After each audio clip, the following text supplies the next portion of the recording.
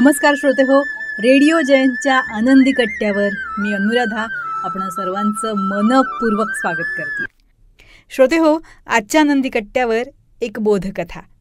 एक जिज्ञासू वृत्तीचा मुलगा होता. तो कुठलीही नवीन गोष्ट शिकायला लगेच तयार व्हायचा.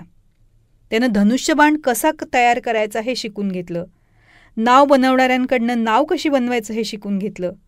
घराचं बांधकाम करणाऱ्यांकडनं ते कसं करावं हे शिकला. बासरी कशी बनवावी हे सुद्धा बासरी बनवणाऱ्याकडनं शिकला. आणि या सगळ्यामध्ये तो निपुण झाला. पण असं जरी असलं तरीसुद्धा त्याला अहंकार झाला. तो आपल्या मित्रांना सांगायचा, या जगातना माझ्या इतका प्रतिभावंत दुसरा कोणी नाही. मग एकदा गावात बुद्धांचं आगमन झालं. त्यांनी जेव्हा या मुलाची कला आणि त्याबरोबरच त्याच्या अहंकाराबद्दल ऐकलं तेव्हा ते भिक्षापात्र घेऊन त्या मुलाकडे गेले. मुलानं विचारलं, तुम्ही कोण आहात? बुद्ध म्हणाले, मी शरीरावर नियंत्रण ठेवणारा माणूस आहे. मुलानं यावर त्यांना विचारलं. बुद्ध म्हणाले, म्हणजे जो धनुष्यबाण बनवतो त्याला त्याचा उपयोग माहिती असतो. जो नाव बनवतो त्या नावेचा उपयोग त्याला माहिती असतो. पण जो ज्ञानी असतो ना तो स्वतःवर नियंत्रण ठेवतो. मग मुलानं विचारलं, ते कसं काय?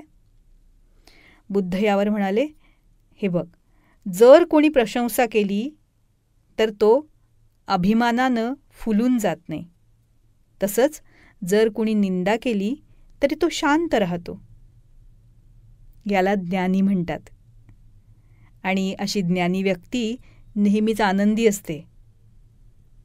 बुद्धांच्या या बोलण्यावरून मुलाला जाणीव झाली की सर्वात मोठं कौशल्य कुठलं आहे तर स्वतःला नियंत्रणात ठेवण्याचं. श्रोते हो, ज्यांना स्वतःला नियंत्रणात ठेवता येतं त्याला समभाव ठेवता येतो. आणि हाच समभाव अनुकूल किंवा प्रतिकूल परिस्थितीत आपल्याला आनंदी ठेवतो, शांत ठेवतो. तुम्हा आम्हा सर्वसामान्यांना हा समभाव प्रत्येकच वेळी ठेवता येईल असं नाही, पण तो ठेवता यावा यासाठी आपण प्रयत्न करायला काय हरकत आहे.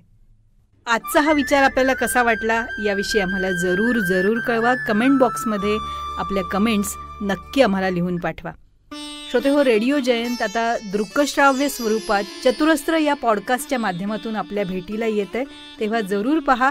या चतुरस्त्र पॉडकास्टच्या पहिल्या भागामध्ये आपण प्राध्यापक, लेखक, कवी, नाटककार श्री रमेश कोटस्थाने यांच्याशी साधलेला दिलखुलास असा संवाद बघणार आहोत. तेव्हा जरूर बघा रेडिओ जयंतचं पॉडकास्ट चतुरस्त्र.